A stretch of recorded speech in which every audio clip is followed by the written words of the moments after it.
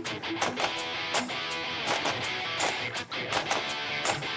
how's it going, everybody? It is the Fancy Rugby Yanks. My name's Jared Dyke. I'm Ben Glauser. We had ourselves quite a fun weekend. We did. Yeah. Trying new stuff, and Trying to be all in public and stuff. yeah, What's wrong with us? we should be hiding our faces like we do normally. Yeah, we have faces for radio, not for Not for broadcast. Not definitely not for YouTube broadcasting. But yeah, we had a good time with that. So we'll just go right to it. Yeah, thanks a lot for Tag Leader and Tony Prepara and the New England Free Jacks and also U.S. Eagles for hanging out with us last Saturday. If you joined us and got even a little bit entertained by it, thank you for tuning in for all of 2 seconds or whatever it was that you all did. Thanks to 19 Crimes for giving us some free product. That mule put me on my ass. Yes, it did. That mule definitely put me on my ass.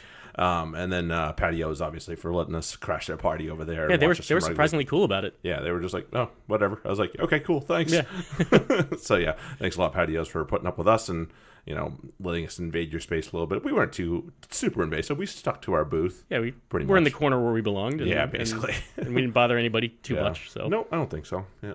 So yeah, thanks a lot to everybody that helped make that happen, and our wonderful support staff that was with us. Support staff, indeed, they were make sure that we had food and drink, and they were. We have some amazing women behind us. So over there, all four of us. So thank you very much, ladies, for helping us out with that one. All right, so let's crack them. Do that first. I'd have a beer. I'd have a scrap. And as always, make sure that you check us out on Google Play, Spotify, iTunes. Download us, rate us, review us. Send us emails, tweet at us, all that good stuff. Everybody wants the advice. Maybe they're just too afraid to ask because they feel like an idiot, like once upon a time I do. Wait, I still do. Oops. And let's remind the folks listening that we're doing this before any rosters have been announced. For any of the matches this weekend. So if you have questions, say on Friday, or maybe even early Saturday for the Premiership, please reach out to us on the Twitters. We'll be more than happy to respond once lineups are up, and if you have additional questions that maybe we didn't get to or we didn't really answer here because we weren't really expecting to. And a really good way to know what those lineups are is to make sure that you have your Rugby Mag upgrade. Because that is the biggest thing, hands down. There's other cool things that come on that. All right, let's start, Mr. Penn. There's other cool things that come along with that, but really, that's the biggest thing. Like and it's being huge. able to know. We've seen that a lot in the World Cup. Oh goodness. Where it's and that's so much easier to figure out, to predict who a squad might be. Premiership, you just never know. So especially with these guys all away right now. Exactly. With the Godspeed. Half the teams are away, and you need to know who's playing, who's not. The upgrade is a great way to do it, and then also the recommendations for the players too are extremely helpful. Very, very helpful. Yeah. So get yourself a Rugby Mag upgrade. You will not regret it one bit. All right. So we'll skim through most of the games, but we got to address the elephant in the room from this past weekend. Weekend. The typhoon that just ravaged Japan, especially the Tokyo area of Japan, and it was you get things put in perspective. People were upset about the cancellation of games. We can talk about that in a second, but it just throws things. Yeah, and I'm willing to give them a little bit of a pass in that they didn't. I don't think I'm giving them the benefit of the doubt that they didn't understand how bad it was going to be and the devastation that it would cause. Right. Because again, we hear and that's especially true, I guess, for European countries where they don't see too many hurricanes or obviously they don't see typhoons. That's other side of the world. But, right. I know that a couple of the hurricanes recently have gone up and hit in Ireland and in England. Bet generally the UK in general, but I'm not sure that they've seen that kind of devastation and not to this level. The power that it has and what it can do to cities. It can rip through things really, really badly. And so I think people are understanding now, because last I saw 35 people had died. Yeah. And that's you cancel games for that. Even if it's the World Cup, you cancel games for that. That should tell you everything you need to know about why they decided these games aren't going to be played. So it's okay. It's rugby takes a backseat to this stuff, and the knock on from everything sucks. It does, but it's not something that you can really debate. Lives are lives. Props to our Canadian neighbors for going out there. Their match was canceled. They said, "Screw it, we're gonna go help," because hey, you got a bunch of big, strong, able-bodied boys. They have nothing to do. Let's go help. Yeah, they're gonna be stuck there for a little bit anyway. That's rugby. We're good people. We help out. That's our boys when we're needed. Well done, boys. And that's something we've seen before too. In I think it was the Houston area when Maria tore through Houston. We saw the local rugby team had gone out to rescue people, and we got some big, strong, able-bodied boys. Might as well use them. Yeah. So good on, and of course, Canadians are going to be good neighbors like that. Yeah. That's what they do. Gotta love Canadians. I love Canada. Love fishing in Quebec.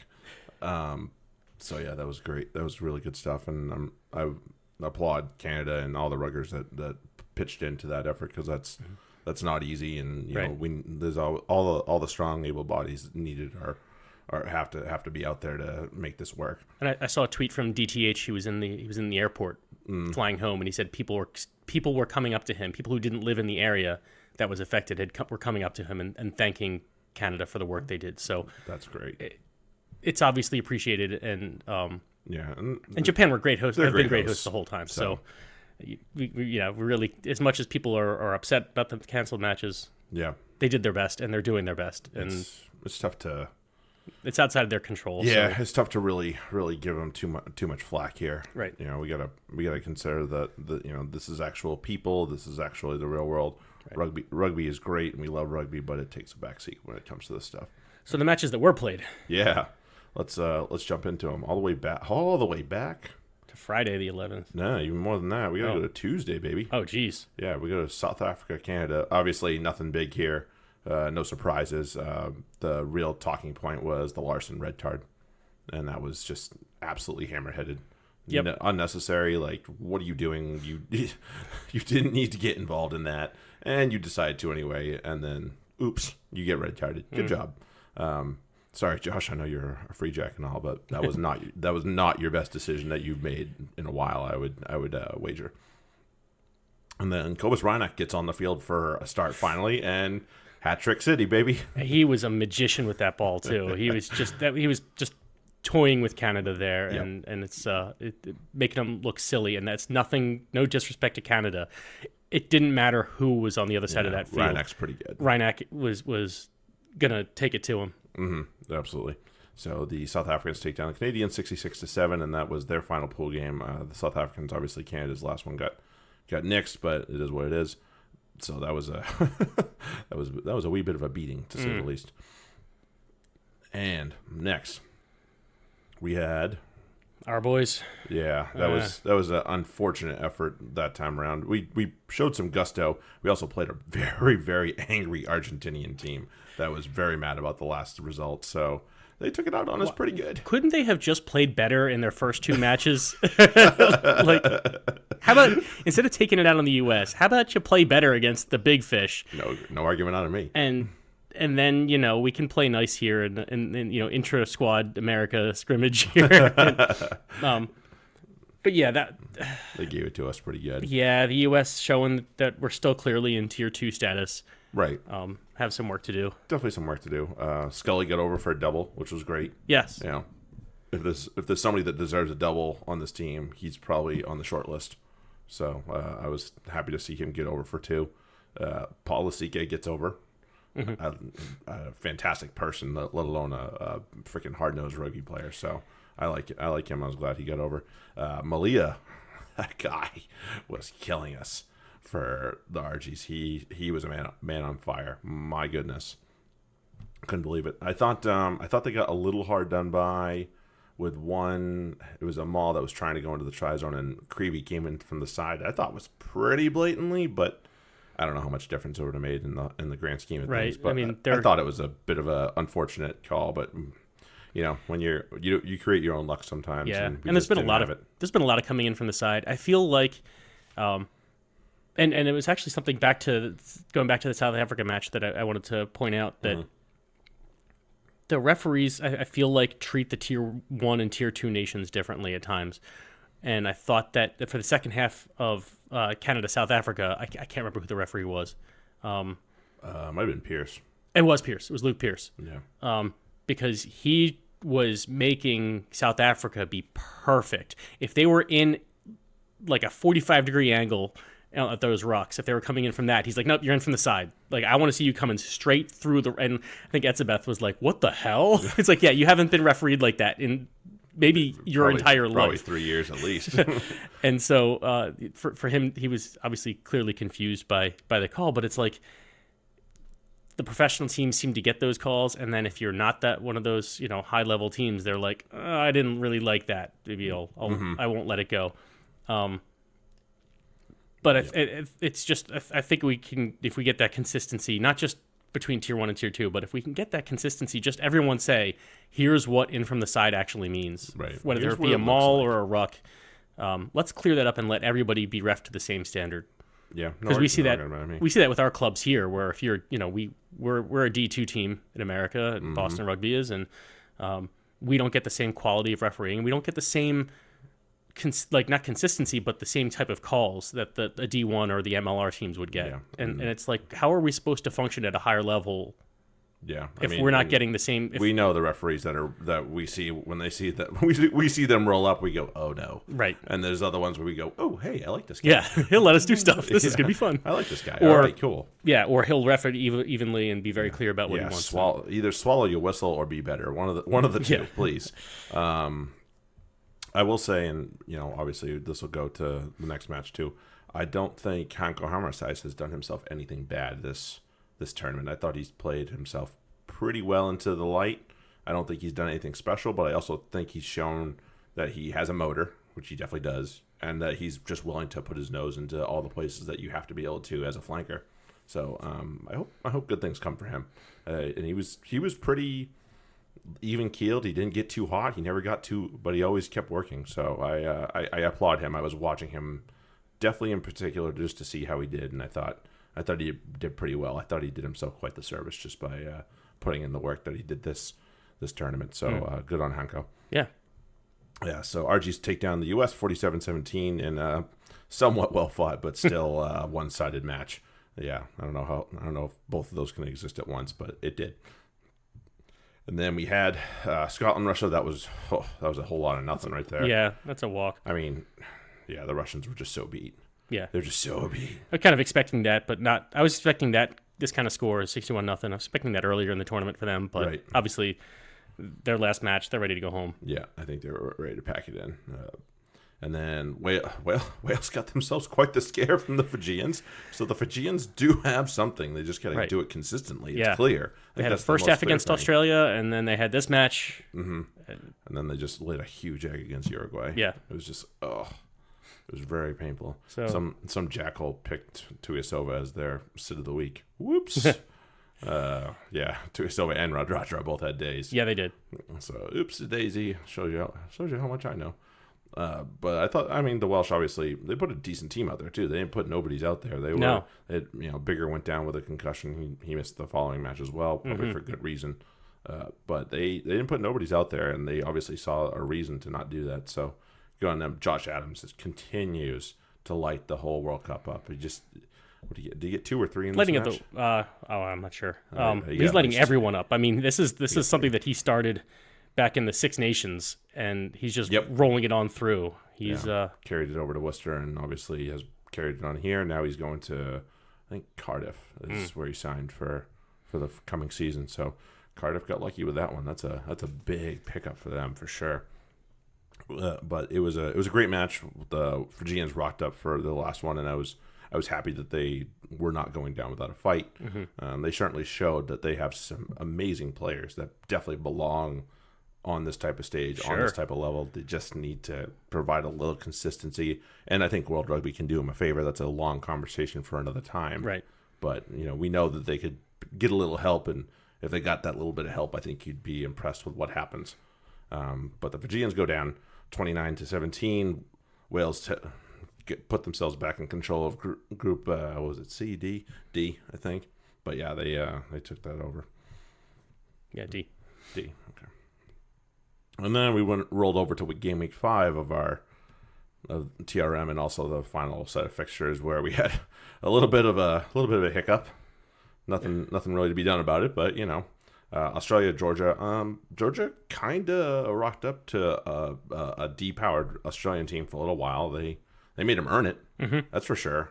This Australian team didn't just cut through them. They really had to find ways through that wall because Georgia was really putting the hits on. They were, and that was it was a good performance by Georgia. Like you said, they weren't backing down. Mm-hmm. It wasn't quite that depowered aside that Australia threw at them. There's good names on there, but at the same time, right. There's other names I would expect to be on this team sheet too. So it was at least like a half power. It was, and they had the other guys, some other halves on the bench. So mm-hmm. It was certainly many familiar names for Australia on the starters and in reserves. Mm-hmm. And Georgia said we might not be there, but we're knocking on the door. Yes, absolutely. And that's really Georgia. I'd say come out of this World Cup with they got a win, and mm-hmm. we all know that they're knocking on the door, especially for Six Nations status. Right. And they kind of show that they're not far away, but they still are on the outside looking in. Yeah, they're on the outside looking in. It's definitely a big step for them, but I think mm-hmm. it's not as big a one as it used to be for them. No, you're looking at Georgia now, and it's one of these. If we slip up just a little bit, even a team like Australia, they slip up a little bit, and Georgia's going to. Yeah, definitive banana peel right here for teams if they're not paying attention. We got to give a hats off. Mamuka Gagauzis walks away from the game after this World Cup for at least international duty, and what a warrior he's been for this team. Mm-hmm. And I certainly have a lot of admiration for him. He's been a huge part of this team for a long time. Obviously, he's a very good club player on top of that, so he's done a lot of good for his country. And he's just one of those guys that plays the game right, and he's not somebody that pisses and moans by any means, and he puts his nose down, that big ugly nose of his, and does the work. And so hats off to Mamuka for a fantastic career and for getting Georgia where he got them. Right. Not single-handedly, but certainly he had a huge hand in it. And then unfortunately we couldn't say goodbye to Sergio, and it was a painful thing, but at the same time, there was nothing to be done. But nobody will forget Parise for what he's mm-hmm. done, and that's just that's the facts. I think his last match against the All Blacks would have been special. I don't think it would have gone the way he wanted to, but I think it would have been special for him to play his final World Rugby match as an international player against the All Blacks. But hats off to him as well. He's been a fantastic player, and again, talk about somebody who's done a lot for their country. Mm-hmm. Sergio Parise's had a huge impact on that Italy team, and he's going to live on forever as a legend of that team. So good on Sergio. Unfortunately, just the weather didn't want to cooperate. Yeah, nothing to be done about it. Make a good story to tell the grandkids. Yeah, right. It doesn't feel good now, but it's something to. He can rest on it in about a week or so and be like, okay, it wasn't so bad. Right. Yeah, and then Le Crunch obviously got canceled as well, and I don't think that we can really sit there and I don't think anybody outside of France really touted the English probably would have taken this team down to win the pool anyway. So, sorry France, so be it. And then we have the match that we watched on YouTube while we were on live. It was I can't say that I paid attention to every second of this match, but it went the way that we thought it would. Right. Maybe with, like we said, we thought that Samoans might have rocked up a little bit more, and maybe the scoreline is a little bit flattering to Ireland. But it is, and what I also saw, and I mentioned it during the broadcast, was that Ireland were getting away from their crash ball rugby, which to me says they realize that there's a gap in the way they play their tactics versus other teams. I think they've learned a little bit from that Japan match as far as, we can't just run right into the interior defense and assume that that's going to win us a match against some of the top level teams. But it worked out. I mean, it worked out on the scoreboard. There's some obviously some fits and starts with it during the match. Mm-hmm. I'm not sure the World Cup, in the middle of the World Cup, is the place to start changing your tactics. But we'll see what happens with Ireland. Yeah. One note that we learned just a few hours ago is Bundyaki banned for 3 weeks, which would end his World Cup. That's pretty much going to end the World Cup right there for him. They're appealing. We'll see what happens. So you think maybe get it down to a couple of weeks or something. But, I mean, the Samoans all came to his defense and said he shouldn't be banned. Yeah, I mean that's one of those bang plays where it's really difficult for him to get to a good position. He could have. That's why I agree with the red card, because it's one of those. Yeah, it doesn't matter what you meant to do. You freaking nailed the guy in the head. Yeah, and I just kind of wish that World Rugby had taken that into consideration. That it really. When you're going for a ball and then all of a sudden you're going for a tackle. Yeah, changing your target really makes things a bit difficult. It does, and I would hope that they would have taken that into account, but it doesn't look like they did. And we'll talk in a little bit about. Sounds like 3 weeks is pretty much the standard at this point. Right, they've set the standard, so I understand them going with it. I'm not at all. Criticizing World Rugby for this decision. It's a completely fair decision. All I'm saying is I hope they think better about it. Yep. The Still Lamb red card, that was probably the right decision as well. Yeah. 2 guys trying to get low, and just didn't quite get low enough. Oh. And he still caught him in the beak, but a yellow card was probably fair. It still caught him upstairs, and that sucks. But at least he tried. Yeah, he was trying to sink his level. It just got the target fell really low. Right. And it happens. So that was probably the right result for that. The Samoans are I have to say that was not the performance I was expecting out of them for this World Cup. I know they pushed Japan pretty hard, but other than that. And obviously they trounced Russia, which they should have. So those were the only 2 games that I would have thought that they would have at least had a shot in. And really, they didn't show me anything out of the ordinary, unfortunately. I think, again, they have some fantastic players. They need a little bit of help from World Rugby. I think they could be a lot more. I look down this lineup and I see guys that I know. Right. So it's like, all right, this is not a bad team, but they just need to be able to get together a little bit more often is basically what it comes down to. So the Irish take care of the Samoans 47-5, and they got themselves qualified for the knockout round with this win. And then they had to sit on their hands and wait and see which pool spot they got, whether they got winner or runner-up. Mm-hmm. And then we found out later on Namibia Canada was canceled, but then our boys rocked up. And it was a bit of a disappointing game for both of us, I believe would be the accurate way to say it. Yeah. Again, disappointment is one way of saying it. Yeah, it was not the effort that I was thinking was going to come out of this team. I thought we played some haphazard rugby at points. Yeah. And just falling off tackles is a huge thing for Tier 2 teams. If you're going to rock up against, either the higher end of Tier 2 or Tier 1, you have to make your tackles. You can't fall off. Mm-hmm. And the boys fell off a lot of tackles, unfortunately, and it caused havoc. We got lucky that they kept screwing up left and right. Yeah. And we were probably pretty fortunate to be in the position we were in. Definitely. Come near the end of the game. Where it was close. It was still close at the end. Mm-hmm. But yeah, the final Piet-out, the Viano try sealed the deal, but that was pretty much it right there. Yeah, and first off, Mikey Teo got to put 2 down. Came off the bench for injury fairly early in the game. Yeah, Scully went down, and Teo just rocked up and found space and did the things that we've been waiting for Teo to do. So that's a step forward. In my opinion, Will Hooley, I thought did a very good job at 15. He is. This team is so much better when he's playing fullback, and right. and maybe it's not that hard of a knock on anybody else. Maybe it is, but really, I think what I'm trying to impress on people is that he is that much better than anybody else we have because he is that good. I think it's time for US to recognize that Teo is a wing.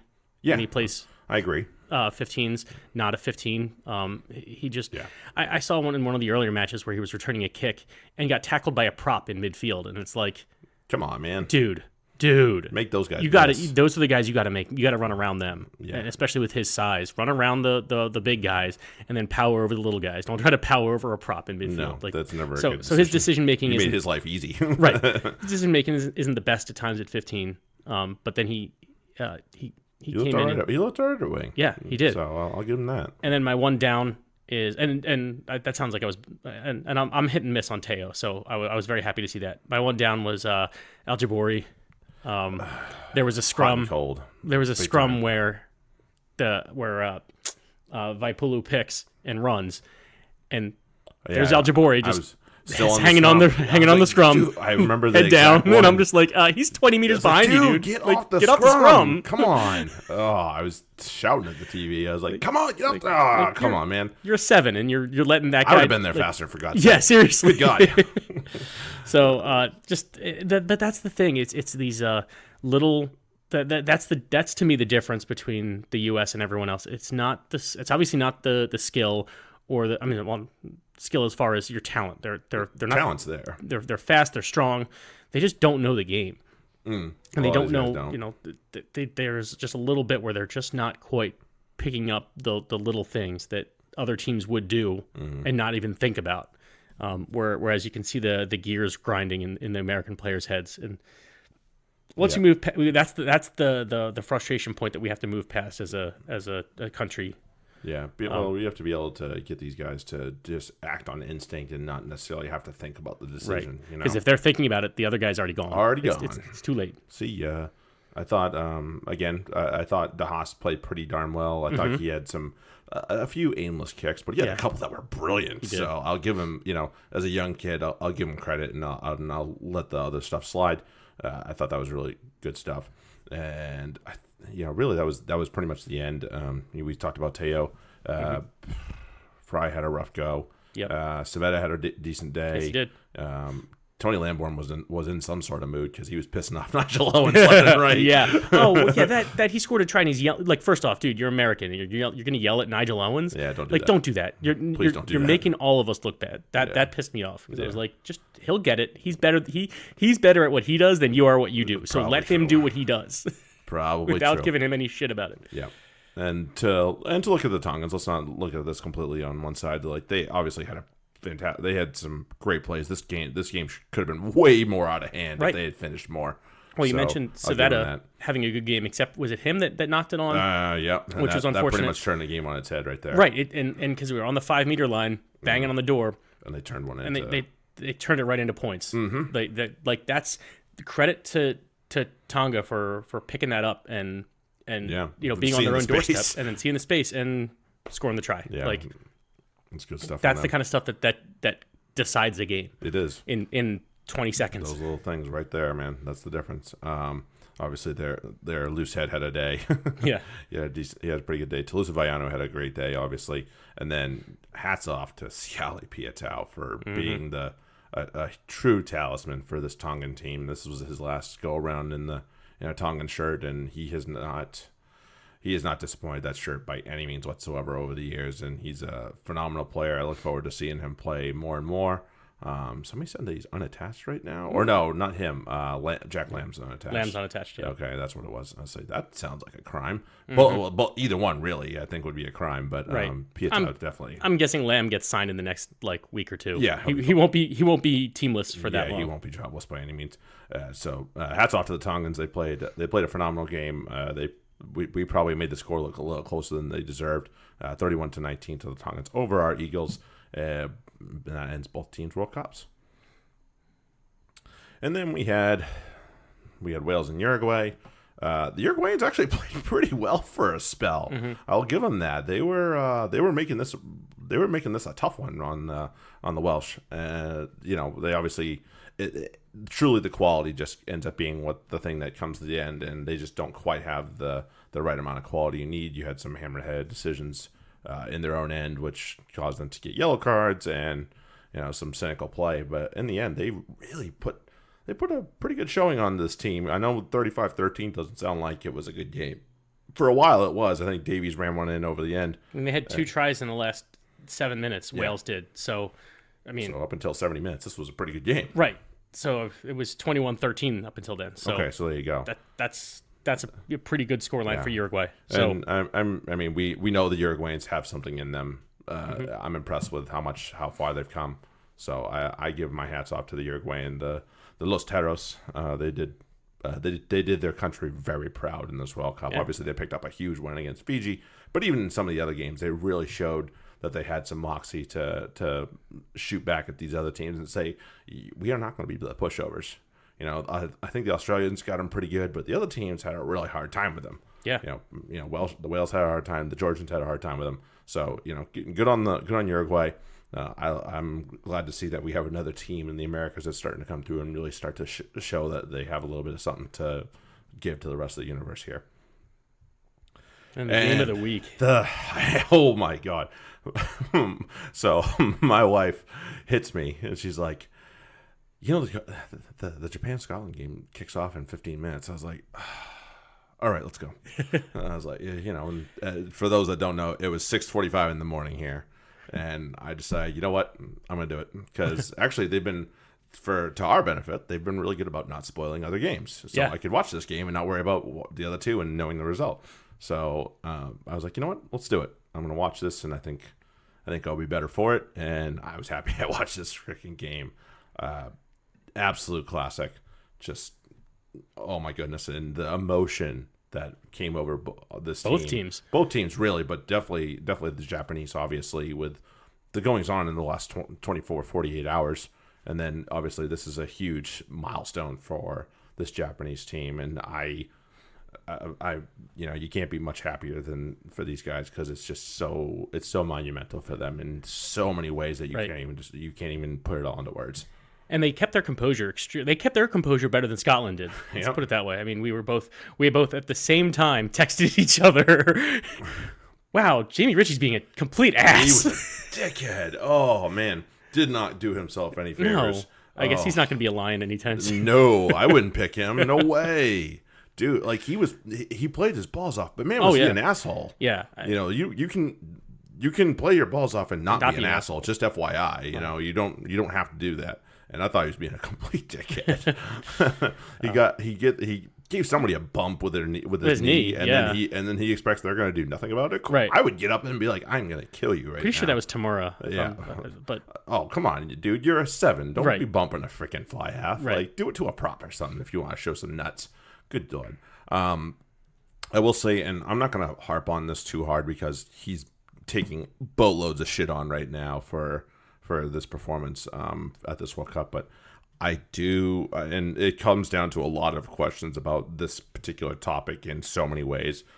Selection, and we talked about it pre-World Cup and his selections of and omissions of guys, but in this game itself, to me, I saw a lot of names that did well against Russia, and this was their reward. I'm like, are you kidding me? Like, these guys should have hosed Russia. Like, I would not put any stock into those performances. I'm sorry. Russia was at the end of their World Cup. They were battered. They were beaten. They were a team that probably didn't belong there to begin with. So you stack all three of those things on top of it. Of course, you're going to hose the team. You shouldn't be impressed by any of your guys. If they didn't impress you up until that fucking game, they probably weren't that impressive to begin with. So to reward them for for a performance against that team, no offense against Russia, but what the fuck are you doing, Gregor? Like, good God.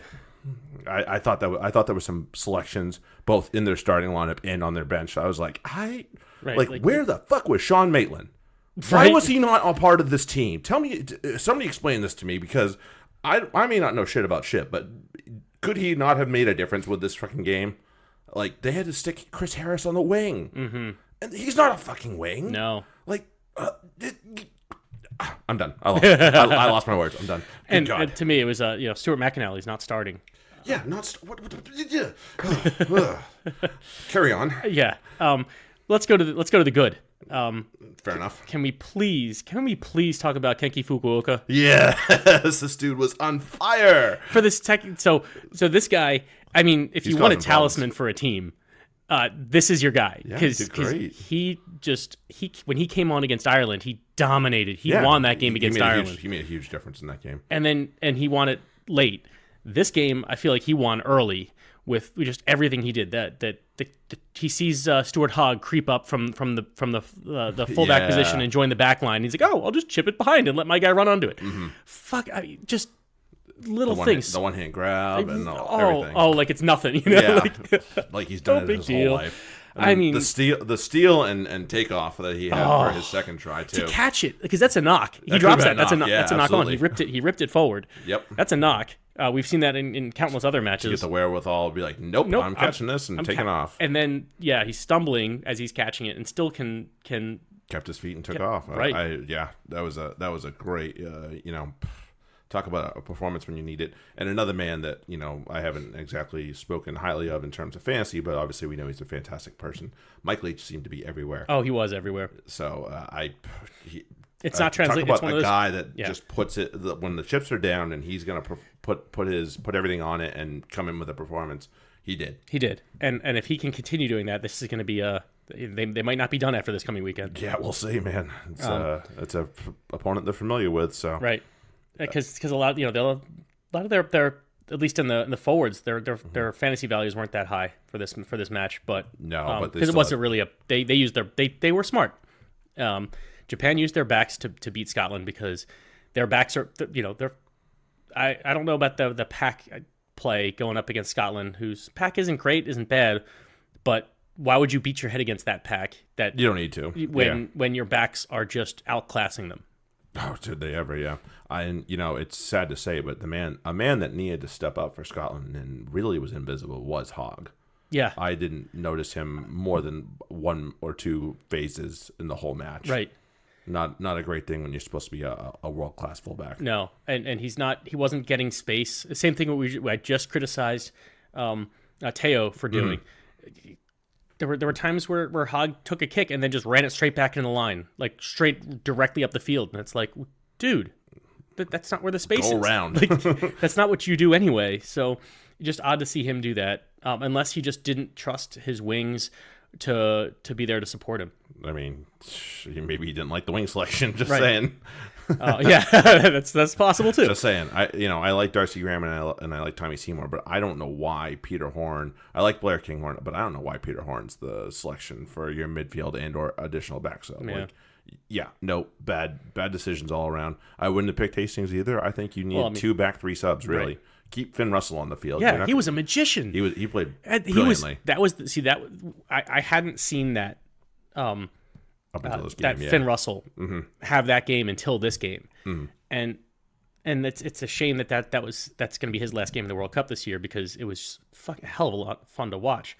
Yeah, he was doing some fun stuff. But maybe it would have been helpful if some guys like McGuigan and Hutchinson were available in the centers. Maybe you would have seen that Finn Russell more often. Right.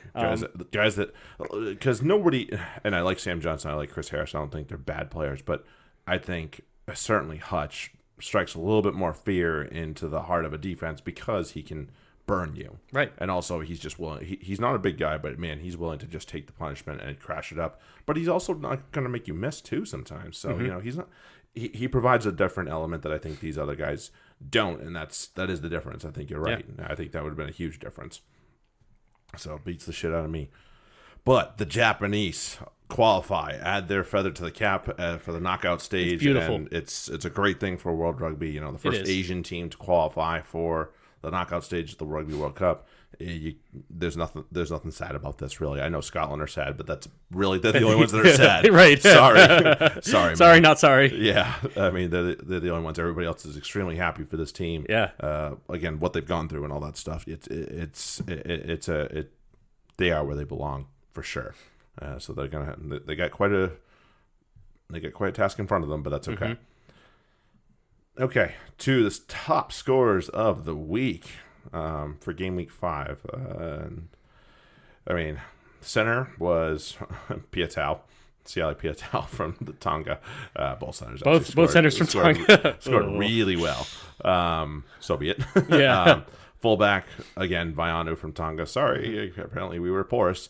Johnny Sexton takes the lead at fly half, right behind him, Finn Russell. And the flanker position, Gorgadze from Georgia gets 42, and Jamie Rickshaw actually comes in second with 41. I mean, he was amazing, except for him being a dick. We talked about that. Yeah. Like I think that was the one thing that was keeping him from in the scoreline. But he would not have been man of the match just because he was a dick. Like, yeah, exactly. Be like, I thought this guy was Nessel, so he's not getting it. Yeah. Talu Latu from Australia takes the hookers, although Herman Kessler was right behind him, so good on him. CJ Stander for the true 8 men out there takes that one, although Jack Lamb again right behind him in the same game. Fisi Hoi from Tonga with the loose head prop takes the score line there for the prop, 64 for long, and Reese Carr right behind him. Oh wow. Go for a ride in my Reese Carr. 48. Tony Lamborn made the dream team for FRD. Saw that. So there you go. Good on him. Hey, but we got one in there. It's all right, at least. Tani Takalua takes it for the scrum halves, although he had Murray and Ella Davies right behind him. And we had Johnny Gray take it home for the second rows, along with Kane LaPepe from Samoa. Johnny Gray was a tackling machine. Everywhere. That's not new. Nothing new. That's the same old Johnny Gray that we know. Kinky Fukuoka takes it home for the wings. Jordan Lawmer right behind him. Not right behind him. He was pretty good distance, and then another distance behind him is Corabetti. So that tells you what that brings home right there. So that's good stuff. Did we do fullback too? Yeah, we did fullback. Yeah, Bayanu. Yeah. Okay.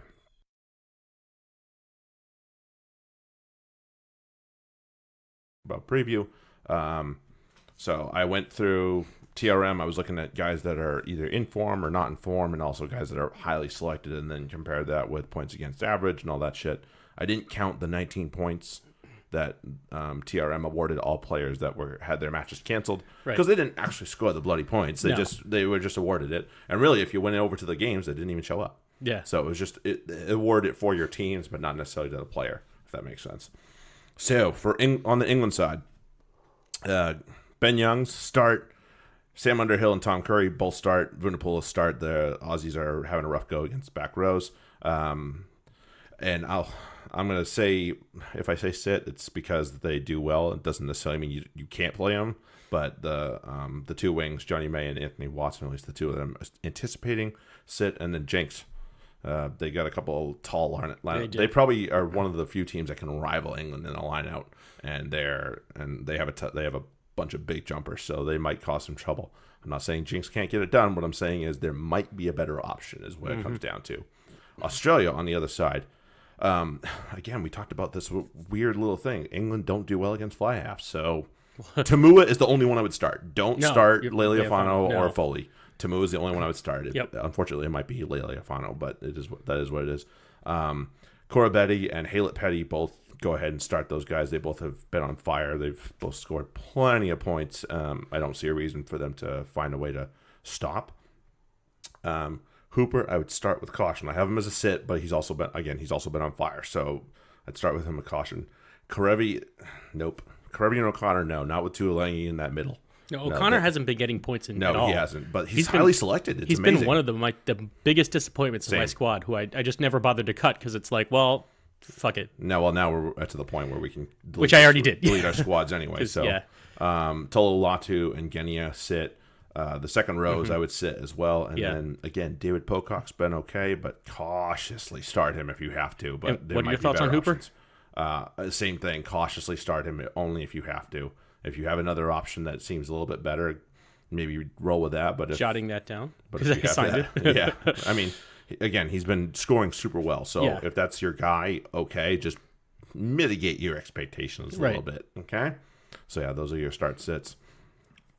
So on to, so I'm lucky enough. I get some very interesting rematches coming up. This will be fun. So the first one is New Zealand and Ireland rematch. Dublin Part 2. Yeah. So I don't think this is going to be a high-scoring affair. So favor some forward-heavy lineups. Ireland, like as I said earlier, have been working on a more expansive attack, but I'm guessing that once they get to New Zealand, they're going to run back to home and maybe we'll see, because that's what worked more than anything. That's how they beat them. So that's how they beat them. Yeah. It's certainly a good option for them. So from that means from the New Zealand side. And then looking at how Ireland have matched up throughout the tournament, I'm looking at the back rows. Ireland are 15th in points against for back rows. So I'm looking at Sevilla and Reed. And it shocks me that I'm suggesting Reed because a lot of the things he does don't show up on fantasy. Right. But he's shown up. He's been a big fantasy player. He's had a couple of good games, tournament. So there you go. And then locks, Retallick needs to be on your team. Brody. And then whether it's Barrett or Whitelock, it could be either. They could go either way. I can't make a determination now. I go with one of those two because even though Ireland are 15th in points against for back rowers, they're 17th in points against for locks. Yes. So they will give up points to locks. So find yourself a Kiwi lock. Yeah, there you go. For Ireland, you start Tyg Furlong, and then Ryan and I'll pick the right Irish prop this time. I had Healy on my team. Right. Ryan and Henderson at the locks are going to have big days. O'Mahony and Stander. O'Mahony, I can't expect him to repeat the performance he had against the Kiwis. Yeah, probably not. But he's still going to be a tackling machine. He's going to tackle a lot. That's true. And CJ Stander will have. He usually does damage either way. Right. He finds a way to score. That's for sure. And then, so New Zealand have been good against locks, but they haven't played a team like Ireland that really features their locks since South Africa. And Etzebeth scored well against them, so that's why I'm saying Ryan and Henderson should be. Point. And then Connor Murray should be on your team. Yeah. There should be no question about that. That's a decent 9 either way. For sits, the props for New Zealand, one, they don't score enough to really warrant rate it, yeah. And then even though Ireland are giving away loads of points to props, I still wouldn't bother with the New Zealand props because you're not going to keep them for that long. I'd sit whoever is at fullback, whether it's Ben Smith or one of the Barretts. Ireland are third in points against for fullbacks, so they're not giving up points to fullbacks. Yeah, back three is probably not any better anyway. So right, and for sits for Ireland, Rory Best. New Zealand are stifling hookers. He's struggled in the line out. Yep. Those are the points that should be easy money for the hookers, and Ireland are having trouble with it. And then for Ireland, everyone outside the 9. Yeah. New Zealand are 6th overall against centers and wings and 4th against fullbacks. They're not going to give up points to those backs, especially not for Ireland, whose backs aren't all that strong in the first place. No. And then with Bundyaki out, that's really going to make things real interesting. Right. Those are my fair enough. New Zeds and Ireland's. Yes. The Welsh and the French rematch of the first game of the Six Nations this year, which unfortunately France kind of pissed away. Really? France? Wait. Say that again, because I must not have heard that right. Shocker of the day, right? See Sebastian Vamahina. And the pass to nowhere. Yeah, the pass to George North. Yeah, that's supposed to go to him, right? Oh, shit. Anyway, so for the Welsh, we're going to go with... There's more starts than sits for sure. Alan Wynn, Tipperick, Moriarty, yes. Navidi hasn't scored that well. If you have to play him, play him. But I would go with one of the other two first. They do. I'll say this though: the French have done well against wings. They haven't played that many good wings though. So Josh Adams, go ahead. You have to. That's matchup proof. I'd still sit North. Adams has to be matchup proof. He's pretty much at that point right now. Davies, yes. I would not play Hadley Parks though. He's not scored as well. The one prop that seems to be okay is Wynn Jones. So go ahead if you need a prop. There you go. Gareth Davies is a cautious start. They actually do well. They do okay against Scrum House, but he might be another guy that's completely matchup proof, and they can probably find ways to score either way. All he's got to get is one of those balls and see ya. Yeah, I mean, he's a guy. I have him on my bench for this, and that might be a good spot for him because if he goes off, he'll still get half the points. Right. But you're not wedded to him. Yeah, exactly. And again, George North, even Liam Williams, I'd probably go ahead and pine and Hadley Parks. For France. Whoever the 9 is, go ahead. So Dupont, Saran, Machino, either one, I would bank on them doing well. The 2 centers, Fiku and Vakatawa, go ahead. It pains me to say this, but both Lopez and Ntamak, the Welsh are stifling fly halves, and again, the French have not played a fly half of this level. So I would go ahead and pine those guys. Vamahina and Gabriela. Neither one of them I would play either. They're highly selected, but again, just not worth it. The likes of Alan Wynn and Jake Ball are really causing problems for the locks, so I would not give them a start. I'd find other options. What about Poirot? Asking for a friend. Yeah, right. Bless me. I want to pick myself a Jefferson Poirot as well. Let's have a look. Props, and I don't think they were that bad. I don't think they were that good. I don't think they were that bad. The French are they're 15th. He's scoring points. They're bottom 6. Yeah. So if that's your prop and you have a man crush or a crush on him, go for it. Yeah. I mean, he's been pretty good. He's been pretty good. Huge point scorer this tournament. So I'll give him a thumbs up. Okay. Again, the second fun rematch. Revenge of the South Africans from Brighton. Japan versus South Africa. This is going to be, we talked about the emotion. Classic, yeah. We talked about the emotion in Japan versus Scotland. This is going to be on a whole other level because now you have South Africa who are ready to match that because there's so much more. This is more than just a quarterfinal for them. This is a little bit of revenge too. And then Japan obviously are defending their home territory. Right. So this is I'm of all these other matches, I'm looking forward to all of them, obviously, but this is the one I cannot wait to see. Yeah, it's the last one of the weekend, isn't it? Something like that. Yeah. Moved away from my notes. So South Africa are going to try to. My take on this is that they're likely to try to bully Japan. So they're going to use their locks, flankers, and centers and really try to punch holes in the defense and then attack wide with, I'm guessing, Colby and Mapimpi would be those have been their top line wings. Japan are going to do what they've been doing, which is varying their attack across the field and keep the defense guessing, try to keep South Africa from really being able to set their feet. For South Africa, I'm starting Etzebeth. Well, I'm encouraging you to start Etzebeth, Diager, any of those guys. Yeah, Japan are 12th in points against locks. Okay, so that's not great. There's definitely a place there, and they're 9th against the back 3. So Etzebeth and Kolbe are my 2 guys who I'd be looking at. For as far as even though I said that the flanker, they'll use the flankers don't really fare well against Japan. Props do, but South African props aren't really the great options for points. So I would avoid the flankers and basically the entire front row for South Africa, including Malcolm Marx, who's just not scoring well. No, he hasn't scored as well as I thought he would. For Japan, same as always. If you have, you need to have on your team, whether they're starters or reserves, Hori, Matsushima, Himeno. Yep. Like these are guys that need to be on your roster, and they're going to be because they're really the engine that's been driving Japan. And I guess at this point we got to talk about Fukuoka.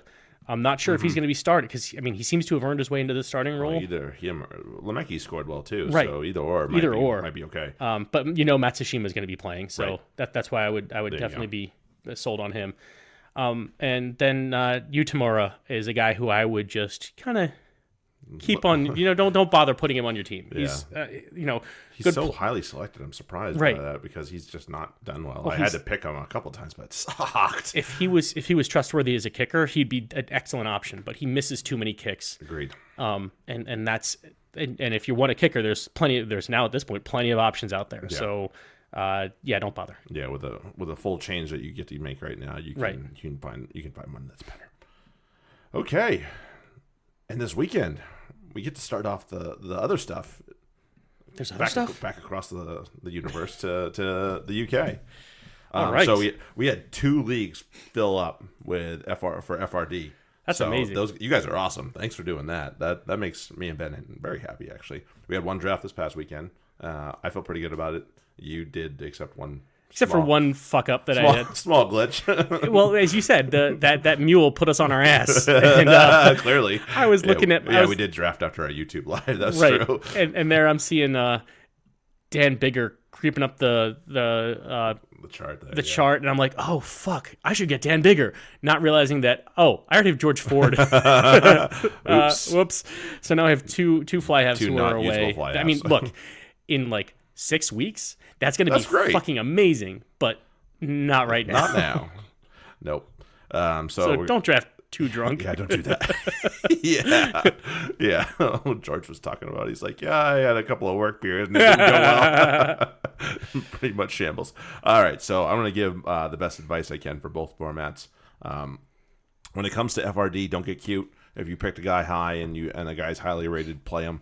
So that's pretty much what comes down to this one. If you picked a guy to be a starter, you're probably starting him unless you pick somebody that's away right now. But other than that, don't be silly. But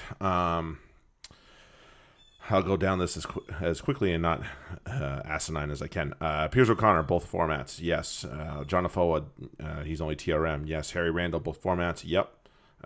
Harry Thacker, yes, obviously. Charles Piatow, both formats, yes. Nathan Hughes, both formats, yes. Big names that I would avoid in both formats. Also, Callum Sheedy, both formats start, and Bristol front row start in FRD. Big names that I would avoid are names like Dave Atwood and Jordan Crane in both formats. I would also avoid Jan Thomas, who scored fairly well in his time.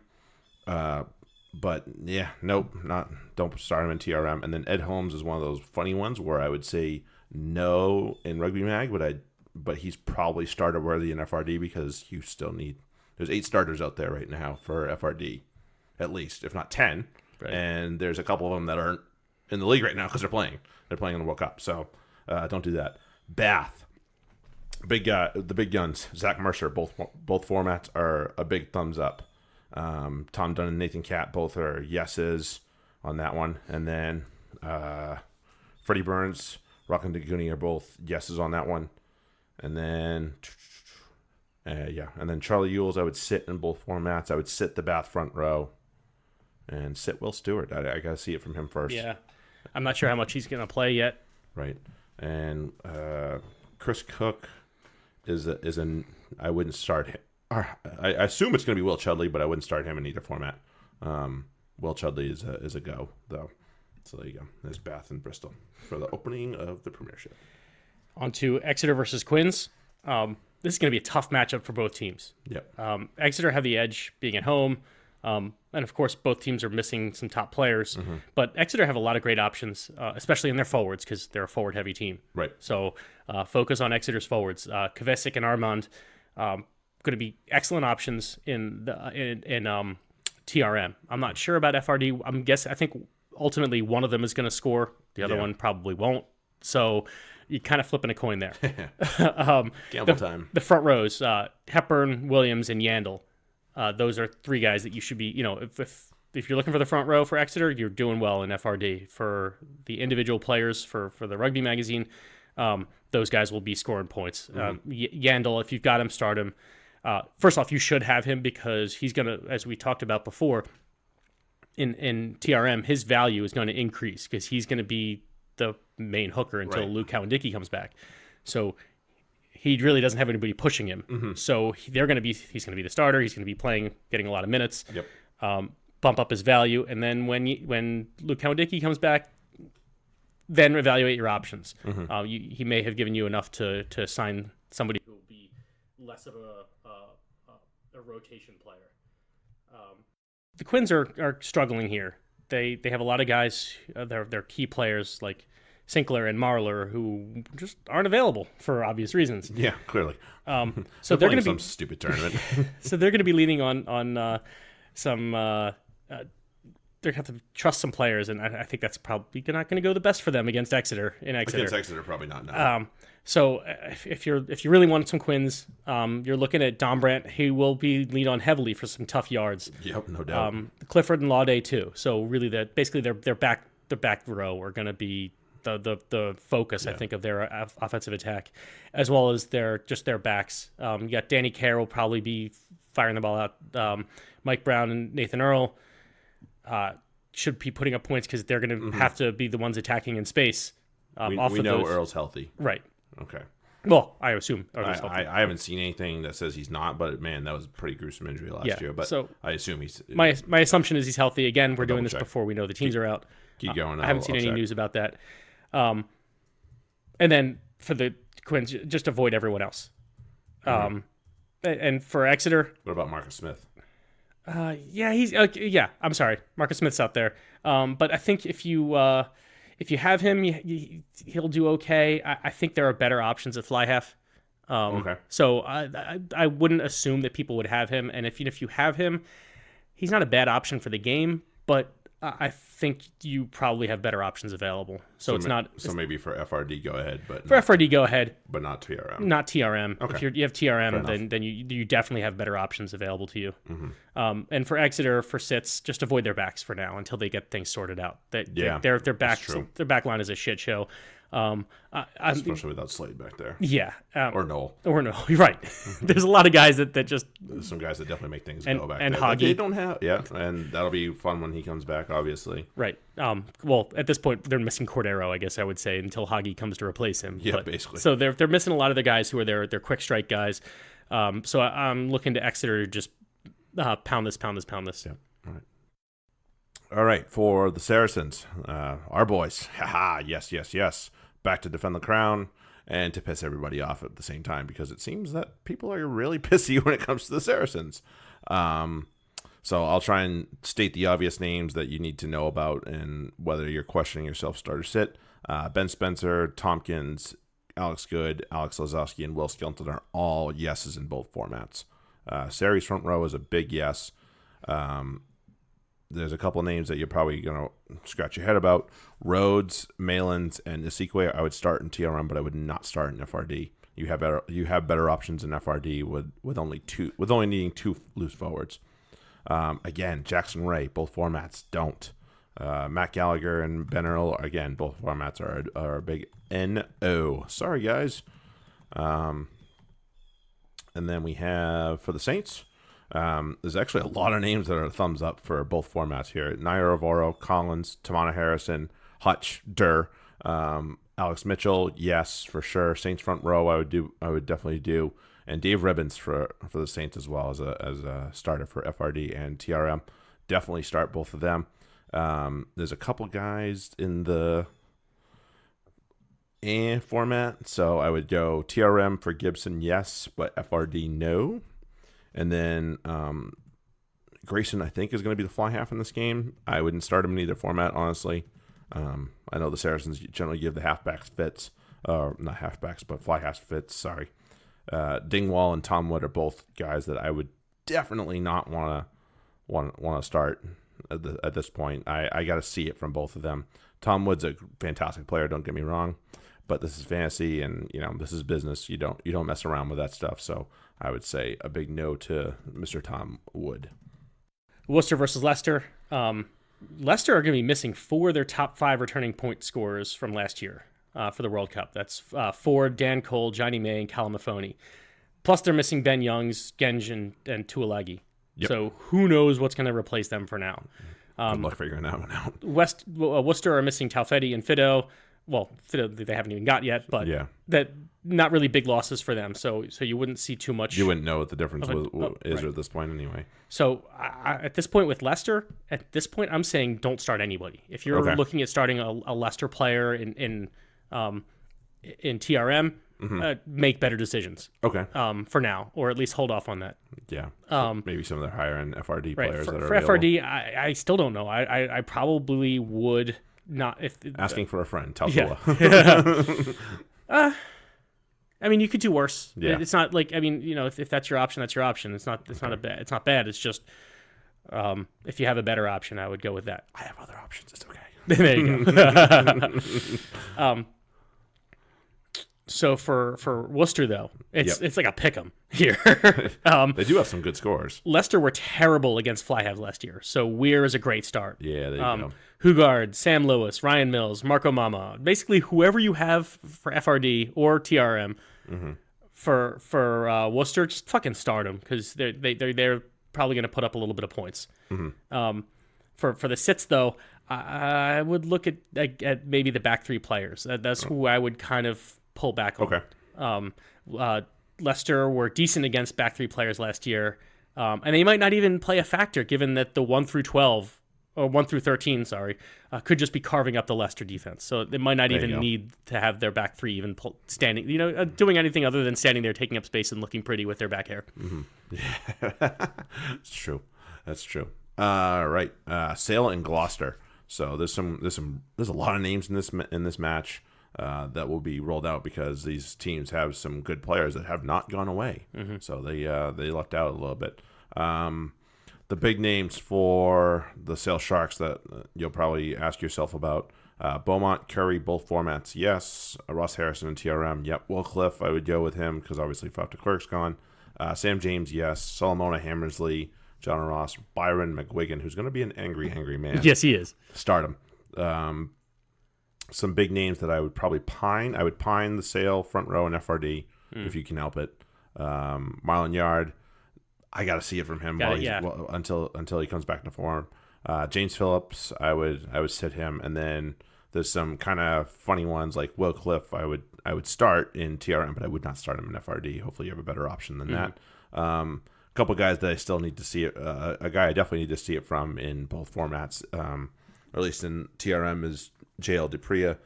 FRD, you probably drafted him as a starter, so you're kind of stuck with him. So go ahead, you just mitigate your expectations. Bryn Evans. Again, he was actually okay in TRM last year, but I don't know about this year. So FRD, he's probably a starter because I think he's a second row. So yeah, you got to roll him out there. He's higher. He's one of the higher end ones. But again, just don't mess about with it when it comes to TRM. There's other options available, I promise, and they're probably cheaper. Gloucester. Oh yes, there are so many games that you can probably count on for both formats here. Banahan, Morgan, Atkinson, Ackerman, Woodward, Thorley, Cipriani, Ed Slater, Charlie Sharples, Billy 12 Trees. Start them all, both formats. Fraser Balmain, start him in TRM. Start the Gloucester front row. Tom Hudson, Lewis Ludlow, Freddie Clark are my only no-goes in both formats. Joe Simpson, start him in TRM. Sit him in FRD, which is bad news for me because I think I have to start him. Whoops. Oops-a-daisy. So this will be interesting. The Wasps versus the London Irish. I'm excited to see what they do. Right. So it's really hard to tell. Actually, so I wrote my notes. My original note was hard to tell what the Irish will bring. Mm-hmm. But at the same time, it's hard to tell what the Wasps are going to bring at this point because they have fucking injuries out the ass. Yeah, and they turnover too. And turnover. So stick with the players who are likely to get points for both teams. For the Wasps, you're looking at Cruz, Nizam Carr, Gaskell. Since Roland's going to be out, Gaskell will be getting a heavy workload. Basically, the Will Roland's workload. Robson and Sopoaga should put up some good points. Yeah, I'm sure Sopoaga will come good this year. Yeah, and I would, especially looking for him to as a kicking option. Yep. Which is what really he'll be one of the more accurate kickers in the league. Yeah, and that's what's going to give him his value in something like in FRD in the draft format, right? Where he's probably not. You're not going to have too many 10s that are going to be big time try scorers. So a kicker like Sopoaga is a guy you might want to look into.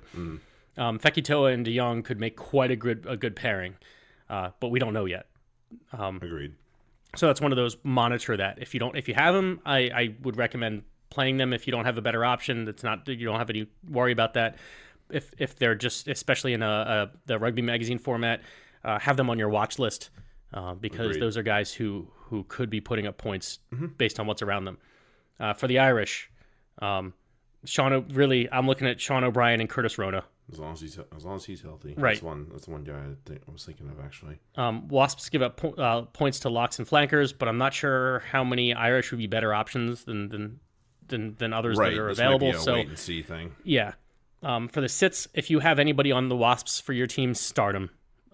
Again, not only are the Irish new, but they still have new to return to the Premiership, but they have a lot of guys who still aren't back yet from the World Cup. Right. So the Wasps have a really good, even with their injuries, Wasps have a good opportunity here to put up points no matter who they're on the field. You might be, it's worth the start. Mm-hmm. For the Irish, Paddy Jackson shouldn't be on your team or their team. No argument out of me. So basically, sit anyone whose name is not O'Brien or Rona. Because what about Naholo? I don't know. I have to see it first. Okay, fair enough. It's one of those. I'm not saying that they're bad players. I just don't know how they're going to work together. Whereas I think as long as they're healthy, O'Brien obviously, the opposite flanker is going to give you some tackle points. Right. And they'll have plenty of opportunity against Wasps. And I think Rona is going to do the same. Okay. Fair point. All right, so this brings us to our starts and sits of the week for both formats and both competitions. So my start of the week for the Rugby World Cup TRM, if he plays, Scott Barrett. He's been on fire, and the Irish give up a lot of points to locks, which is surprising. So go ahead. Scotty Barrett's been on fire and play him. And then for Premiership start of the week for both formats, hard to ignore Ben Spencer. Really hard to ignore Ben Spencer. Yeah. So just go ahead and roll him out there for both formats and feel good about it too. Maybe even captain him in TRM. For my start of the week, and it's going to be a little bit odd, I think, but we'll see if I'm assuming he's playing, and I'm assuming he's starting because you don't not start him. Is Mako Vunipola. Okay. Because I think he's going to be a terror these next couple of weeks. Yeah, he's probably motivated. And if not, then it's going to be I'm just going to roll back to the old standard of Mario Itoje, who's going to get you a lot of points. Okay, there you go. For Premiership, again, it's a little bit tougher, but I would go with Rory Hutchinson. I think he's going to be motivated. Good pick. He's got there's a little bit of players that are missing, so he's going to be picking up a lot of other people's work as far as carries and meters. So I think Hutch is going to have himself a little bit of a day. Yeah, I'm and that goes for both formats. I could see him putting one or two over. Hard pressed to argue with that one. My sit of the week for the Rugby World Cup will be Mr. Will Guinea. Unfortunately, I anticipate that he's going to be the starter for Australia.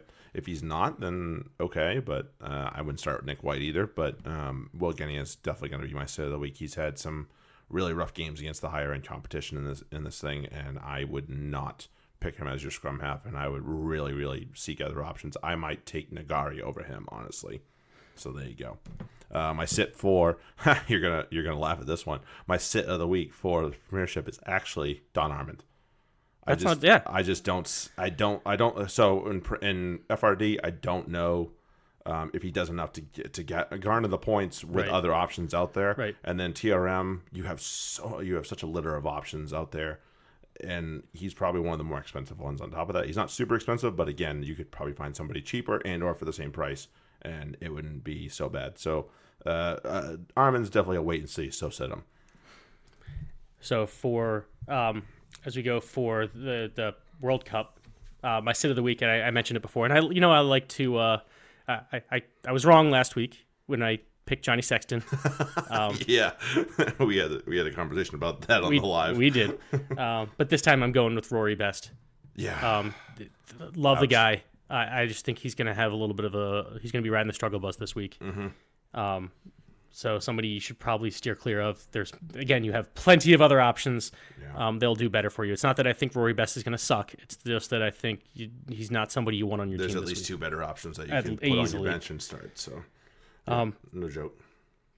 And then we go to the Premiership, and this is going to be a tough one because again, all these guys are away, still, and. I hadn't this. You're good. So I would go with pretty much anybody from Leicester. I really would not. I would stay away from them just for now. Anybody in particular that comes to mind in terms of either both formats or one particular format? Really, first off for the rugby. I'm sorry, not for FRD. Their front row. Just do not touch their front row. They have too many guys who are out. And not around. For FRD, TRM, for TRM, let me go those that don't know, TRM is the rugby magazine. We're just calling it TRM because we're easy. Lazy. You put it the better way, probably. So for Leicester in TRM, really, I'm guessing Tom Youngs is going to be their hooker. Okay. Yeah, you're probably right. And again, the big thing with that is, they have Callum Green at second row, yeah. Second row, but is that going to be enough? And he's new to the team, if I'm not mistaken. He was a transfer, so who knows what kind of connection he's going to have for the lineouts. I don't know that he's going to be putting up the same kind of points that he did before. Fair enough. All right, let's do pick 'em, and then we can GTFO here. Let all these nice people go and do what they're going to do today. Hopefully they're doing it while they're listening to us. Yeah. Not doing what they need to do. Phrasing. I realize our voices are very sexy, but no knocking boots while you're listening to the pod. This is not the reason that I would be listening to this pod. All right. So let's start with the World Cup quarterfinals. England, Australia. England. Yeah. Yeah, Australia was never. They're in the top 8, but really only because of default. The way that things almost right. Just about there. The Kiwis and the Irish. I think I know where you're leaning. This is a tough one. I haven't even made a decision on this yet, so I'm kind of going off the. I think Ireland are going to do it again. You think they do it twice? As much as I'm going back, I know I said that Ireland are not going to make it out of the quarters, but I also didn't expect them to be playing New Zealand. Yeah. And the irony of this is they can get. The irony of this is that New Zealand is the one team that we know Ireland can beat. Mm-hmm. And will they do it? I'm gonna say they do. It would be very interesting for the rest of the tournament if that's what happens. So I'm going with the what would make things interesting. Okay. Yeah, I'm gonna go with the All Blacks are gonna make it to my semifinals. So I'll go with New Zealand, and if I'm wrong, oh well. Then we get ourselves a hell of a hell of a semifinal for a team, and we get a new world champion as well. Right. Japan and the Sappos. See, this is the same thing. That pool really fucked up my predictions because I did not expect Japan to be playing South Africa again. No, a lot of people didn't. And nobody did. A lot of people didn't. But Japan versus South Africa, I want Japan to win. So, but unfortunately, I'm gonna go with my head on this one, like I did earlier, and I'm gonna say South Africa. Yeah, they played earlier in the warm-ups. I'm gonna give it to South Africa too. It pains me, but I think I have to give it to the Boks. All right, the Welsh and the French. This is going to be a tough one, but I'm not saying the Welsh do look in pretty good form. I think we can count on 2 Northern Hemisphere teams either way, being in the quarter semifinals at least, right? And this is 2 Northern Hemisphere teams, but I think the Welsh will be the one that represents them. So here's the big question: we've talked about it constantly throughout a bunch of across competitions. Have the French had their one game yet? Probably not, because they might have done it against England, but we don't know. Right. So at that point, it's like I don't know, because they almost had a banana peel against both us and Tonga. Right. So my question is, France has not had their one game yet, and have Wales looked that dominant that we can just automatically pick them over a team like France? I don't think they've been that dominant, but they had a semi-convincing win against Australia, who was a decent team. But I rank France well ahead of Australia. Okay. So I'm going to go with France here. I think France rock up, get a little bit of revenge for the Six Nations, and because again that was a match until Vahimina threw that stupid pass. Yeah, Vahimina, eat every ball you get. Don't pass it, just eat it. And I think this is, to me, it's a coin flip. But my prediction is that France put together their one game of the tournament and take it. Okay. All right, to the Premiership. Same fixture as last year that we opened with. Bristol and Bath. Bath pulled off. Bristol have the same result.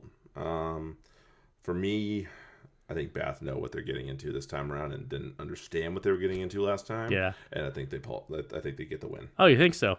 Yeah. I'm going the other way. Yeah, you go Bristol. I'm going Bristol. I think, again, they got their guys. They still have their players. A lot of their players, yeah. And they've had that year. I think that they improved a lot last year as it went on. No doubt. And I think that they're going to be in a position to know what they need to do to compete at a high level. Mm-hmm. Yeah, fair enough. All right. Exeter at Sandy Park against the Quins. I don't like the Quins. I know Exeter are at home. I'm going to pick Exeter. Yeah, I'm the same. I mean, as we talked about, Exeter have they're winning this matchup across 1 through 8, and I think that'll be enough for them to win. Yeah, I'll probably do it. Allianz Park brings Harries and Northampton, which is usually a pretty good match, but I'm going to back the boys in black and say it's Saracens taking home. I will too. I think that's the difference in this game is home versus away. Yeah, you're probably right. Worcester and Leicester. Worcester at home. Here's the thing, and I wanted to talk about it before, but I didn't want to get into it before we got to this. Worcester have a limited number of points that they know they can nick because of World Cup and Six Nations and all that, and this is a team that they need to be able to pip in order to even have a chance at surviving. So I'll give this to them because it's home opener and it's the opener for the Premiership. Yeah, I know they didn't Prem Cup, but nobody gives a shit. No. So I'm gonna back the Warriors. I will too. This Leicester is so depowered, and we talked all last year about how Worcester's one bugaboo has been finishing. Like they were great at line breaks but couldn't finish. And then the question is, can they translate those into tries instead of just long runs and then changes of possession? And I think that Leicester, even if they are able to turn it over, won't be able to keep it. And I think that eventually Worcester will turn that into points. Leicester are just far too depowered without their top line players. Too many of their top line players are for everything that makes them Leicester is not available. They're missing it right now. Yeah. Gloucester, Sale and Gloucester at the AJ Bell. Gloucester are missing very few guys, so I'm going to go ahead and pick the Cherry and Whites. I am not going to pick against them in this match. I figured as much. I think they have motivated guys like Danny Cipriani who are going to be showing off for the New England coach. Yep, whoever it may be. He wants to put on some good tape, and it took Gloucester's backline a little while to gel last year with Cipriani and understand what he was doing with the ball, but they figured it out at the end.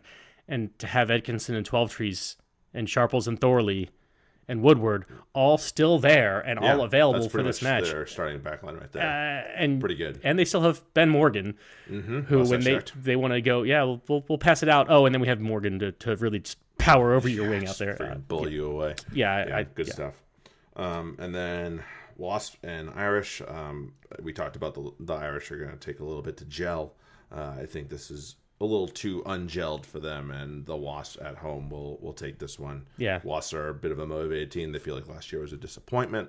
So I think with their new signings and some of the anger from last year, they're going to be able to hang on to it. Right. The Irish, just like Leicester, without their best players from the World Cup, are certainly no better than a Prem Cup team or the Champions Cup team or whatever. Like they're not championship team. Yeah. Yeah, they're not that one. They're not a Premiership team right now. Nope, not yet. Not yet. Not until they get their guys back in jail. So I think it's easy Wasps. Yep. Okay. So that is the first one for Pick'em. That's the quarterfinal. It's going to be a lot of fun this weekend. A lot of rugby to watch this weekend. Yeah, loads of rugby to watch. I'm going to be freaking overdosed by the time Monday rolls around. Make sure you please review us. Send us an email. Send us a tweet if you have a question, because obviously once the lineups come out, we can have more information. I'll put everything I can up in graphic form. Thank you to the folks that were willing to fill 2 teams for us, which was great. Thank God. I never thought we'd have that much interest in our podcast leagues. I realized we opened them up to a lot of people, but still there were people that were like, hey, I want to get into your league, which was something I never thought we'd have. Right. So I was like, yeah, we filled a league. Do you guys want to try again? Yeah, sure. All right, and sure enough, in 2 days, we filled it. Yeah, Jared was texting me today. He's like, dude, get in the league. I'm like, I haven't even seen a link yet. Found it. Yeah, so that's pretty awesome. So I'm super happy about that. Review us. Rate us, all that stuff. It helps us because we want to know what you guys think and whether you guys think we're a bunch of helmets or if you think that we might have something going here. I don't know. We did get one email that seemed very impressed with our rankings, which for FRD, I was just like, your funeral. Yeah. Yeah. I mean, we did FRD for Super Rugby, so this is our first go around with that format as far as the points format. Yeah. First time we've done FRD for Premiership, but that's okay.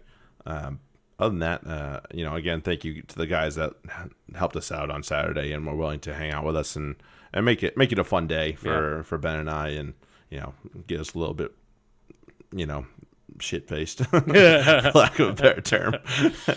But that was awesome. We'll be back next week, and it'll be semi-final time by that time. by the time it rolls around. So everybody enjoy the semifinals. Enjoy the opening weekend of the Premiership. And we will talk to you guys soon. Have a good one. Later. Cheers.